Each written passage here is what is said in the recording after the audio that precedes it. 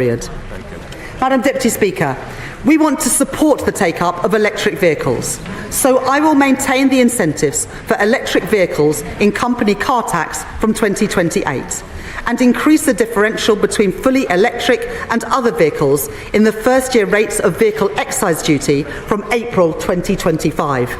These measures will raise around £400 million by the end of the forecast period. If you drive a petrol or diesel car, you could be facing thousands of pounds in extra costs. So let's break down what's changed and how to avoid big fines. First up, a reminder. Vehicle Excise Duty, or VD, what most of us call car tax, is a legal must-have. If you don't pay it, you could get hit with an £80 fine just for being the registered keeper of an untaxed vehicle. But it gets worse.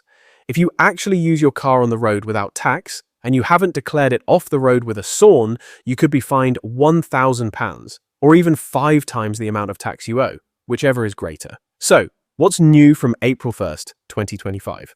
The government has rolled out sweeping changes to car tax, and millions of drivers are seeing their bills go up. In the autumn statement, Chancellor Rachel Reeves announced that VED rates for cars, vans, and motorcycles will now rise in line with inflation.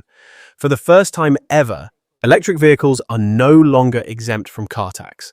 If you buy a new EV after April 1st, you'll pay a first-year rate of just £10, which is frozen until 2029 to 2030. Plug-in hybrids aren't spared either.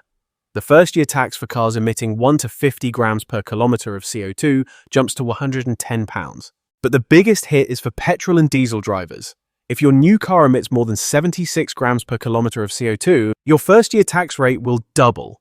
For the highest polluting vehicles, that means a bill of up to £5,490 in the first year, compared to £2,745 before.